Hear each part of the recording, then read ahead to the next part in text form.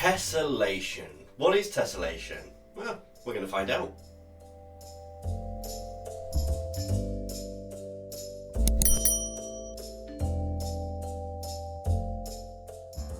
Ahoy hoy folks, if you're new here then welcome, if you're not new then welcome back. I'm Sean, aka Uncle Frogface, and today we are talking about tessellation with the help of the 100th Scrawler box. So we're going to go through and quickly check out what we had in this box, but the Scrawler challenge for this month's box is Tessellate. There we go. So today I thought I would give a little mini tutorial on what tessellation is, how it works and how you can do it yourself before diving into the prompt properly and doing the piece of artwork based around tessellation. So first things first, let's recap what we got in the 100th Scrawler box and then we can crack on with everything else. Right, Scrawler box, 100th box. So we did an unboxing of this just before Christmas. God, a whole year ago, wow. Dad jokes. You come for the art, you stay for the dad jokes. So, okay, in this box we got this lovely 100th Scrawler box gold pin, which I will wear, but I love pins and I lose them, so I have to have the safety backings on, and I'm currently out. So I need to order some new safety backs so that they will stay in place on my coats and bags and all that stuff. So we've got this lovely pin. Oh, look at the shine. Pretty, pretty. We've got our piece of artwork from Clarissa Grandi. We have our Scrawler zine. I'll have a look at that in just a second. We have these Derwent tinted charcoal paint pan sets. You can see that was damp when I put that back in. It's all gone all skew-iffy. Oh well, never mind. I've still got water in the brush as well. I really do like these Derwent sets, particularly because I've got a few of these now and I can just pop out individual colours or even whole sets like this and swap out what I'm taking out with me. So we've got that, really like that. We've got the gold Uniball Signo pen. I actually really like Uniball. If you see my Instagram, you'll see I recently got a little gift from Uniball from a giveaway before Christmas, and yeah, really nice guys. Go and check them out on Instagram. We've also got our sticker, of course, I have eaten the sweets, and our watercolour postcards, which I did some swatching last time.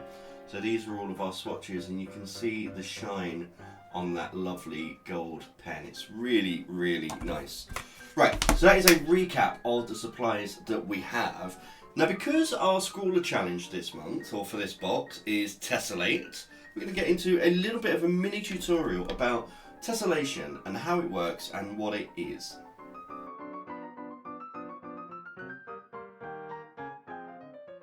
Okay, let's grab a pencil and let's get into this. So, tessellation.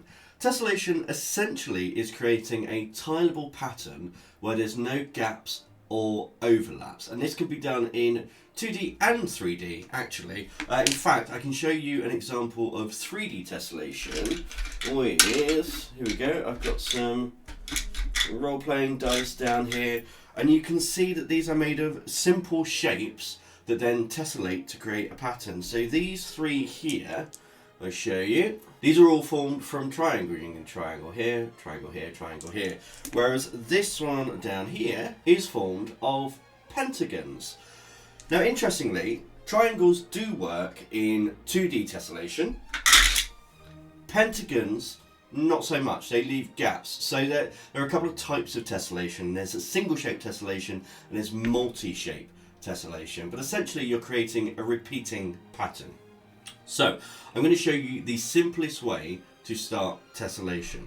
So there are lots of shapes that naturally tessellate. For instance, squares tessellate, rectangles tessellate, triangles, particularly equilateral triangles, where all of your angles and your sides are the same. You can tell I used to be a maths teacher. These tessellate very nicely. You've got diamonds or rhombuses. You've also got one of my favourites, which is the hexagon. As a YouTube engineer once said, and continues to say, hexagons are the bestigons. But yeah, these are all standard shapes that naturally tessellate together, and I can actually demonstrate that quickly here. You see these diamonds, they just repeat. You get a larger diamond. In fact, I can just carry on going like this and adding more. This is very rough, but you can see how this creates a pattern. Even a simple square creates a checkerboard. You can offset these as well. So for instance, you could have rectangles that are offset like this, and then you get a brick pattern. It's another example of tessellation. And even with our hexagons, once you come down here and add another hexagon, then you've got space over here to add another one, and space here. You can see how these patterns just naturally fit together. So how do we go from tessellating patterns like this to something a little bit more complex? Well, all we really need to do is take a shape and then alter it. So I'm going to demonstrate this with a square, or as close to a square as I can freehand. So here's a square. We already know that this tessellates. I'm going to break this square down into smaller squares. So I'm going to do this here. And what we're going to do is what I like to call the jigsaw piece tessellation. I'm going to take a piece out and move it over. You see what I mean? So I'm going to take this piece here, and essentially I'm going to turn this now into a gap. So now we've got this shape. But now I need to repeat that on the other side. So I'm going to add that square we took out over here. And now if I get rid of all of my lines inside very quickly, very roughly, now we have this shape. So this is a tessellating shape. I can take this shape, cut it out, put it next to it, and it will tessellate. So in fact I can show you like this. And this is essentially how jigsaw pieces work. I can come over here, cut this piece out. There we go. So this is the tessellating pattern that will carry on indefinitely this way. So that essentially is the fundamentals of tessellation. I'm going to go a little bit more in depth with this for my patrons.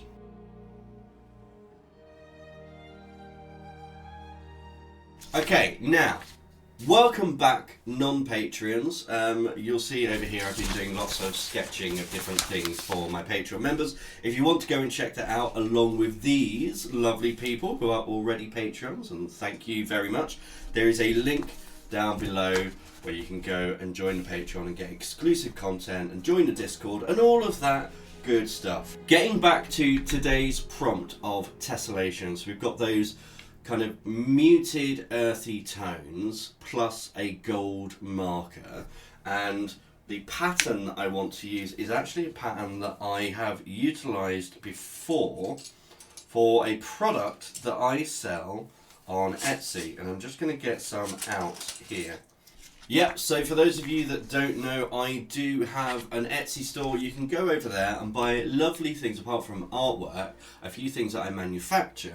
One of them is this. So these are paint pans for watercolours and gouache. And you can see that these ones are shaped like coffins. Fun little jolly coffins, which is the pattern that I want to use today. Now essentially, let me zoom in here.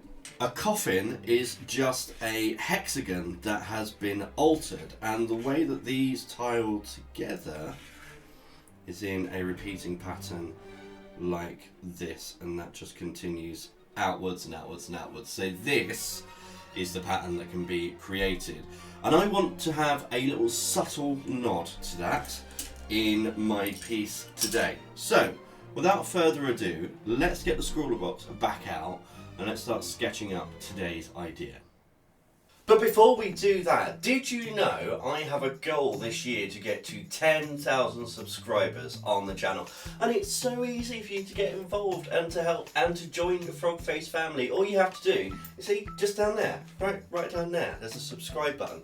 just click it. That's all. You know what? If you want to go the extra mile and really show people that you enjoyed the video, click the like button as well, and maybe they'll join us. You know, you help me, I help you. I do giveaways and tutorials. All you have to do is like and subscribe. It's a win-win situation. Anyway, that's given you enough time to click the button, so let's get back to the video.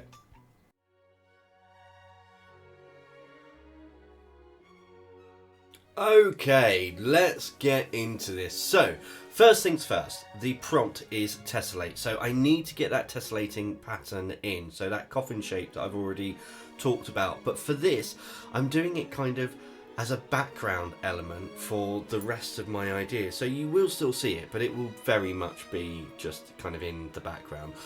My concept for this, as you might tell, is a skeleton. Well, skeleton's not obvious, but a skeleton resting in his grave. So it's a coffin shaped grave, and there's his headstone, and then he's just got things around him to relax. So I'm kind of imagining myself here. This is almost like a self-portrait.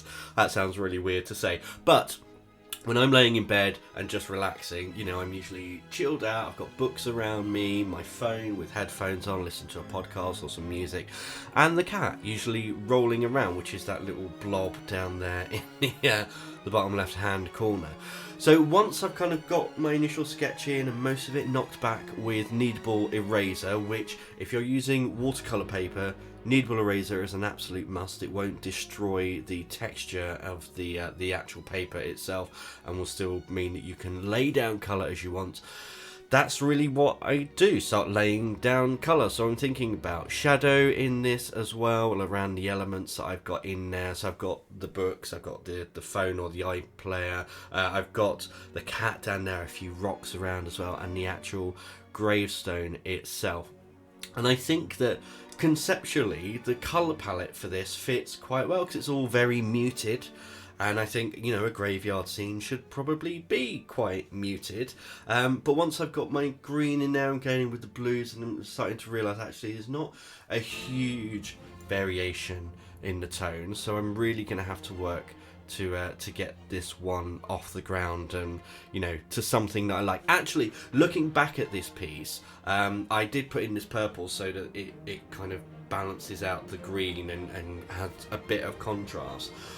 But looking back, I do think this is one that I want to return to, either digitally or as a larger piece, because as you can see, the brush that came with the set is great for washes, but the paper is A6, and trying to do details on an A6 piece of paper with a, you know, a medium-sized brush is not an easy task. In fact, I do cheat a little bit, don't tell anyone, but I do use, and you'll see, a very fine nail art brush, which I usually use for acrylic paint, not watercolour. So I didn't handle the best, because the bristles don't hold water very well, but it did allow me to do some fine details.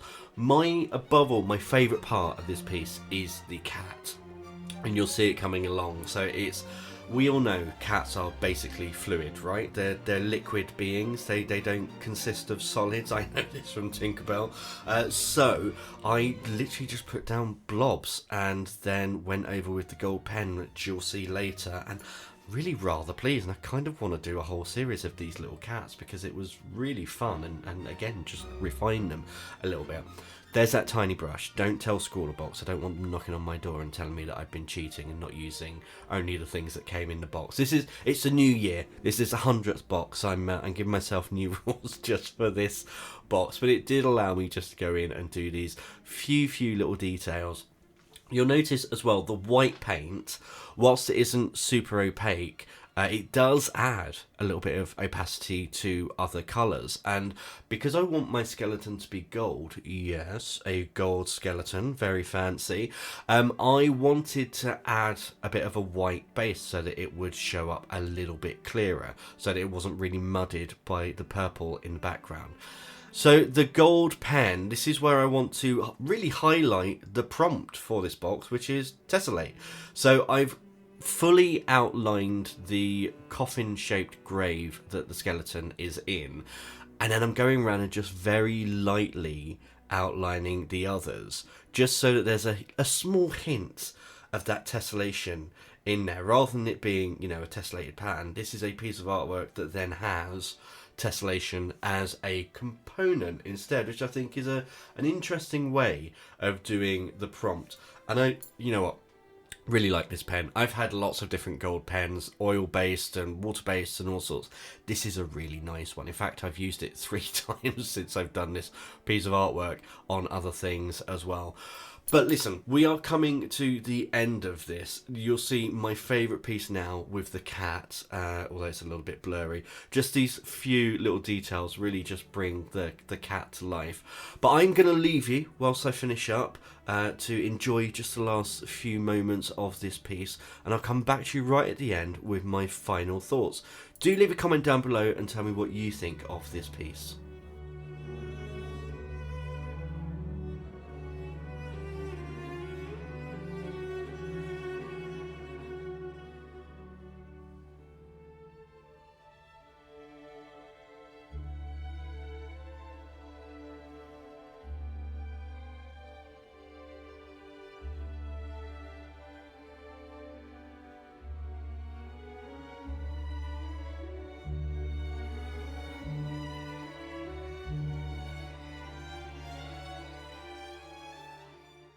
And there we go. So yes, it's weird. Yes, it's bizarre. But here is my golden skeleton having a little nap in a coffin-shaped hole with other coffin shapes around and a black cat rolling around. I honestly don't know what is going on with my brain, but I love the shine on the gold. I think it's lovely. I actually really enjoy the cat down here, just having little blobs and then drawing in a few details. That was actually really fun. You know what this really would have benefited from? A black fine liner and a white gel pen. But that's just me, and that's only really for this piece and what I had in mind. I do wish the white had been a little bit more opaque in this, but it's a watercolour. What are you going to do? It's not a gouache. But yeah, this is my Tessellate ScrawlrChallenge for the 100th Scrawler box. As always, I really hope you've enjoyed today's video, and until next time, goodbye.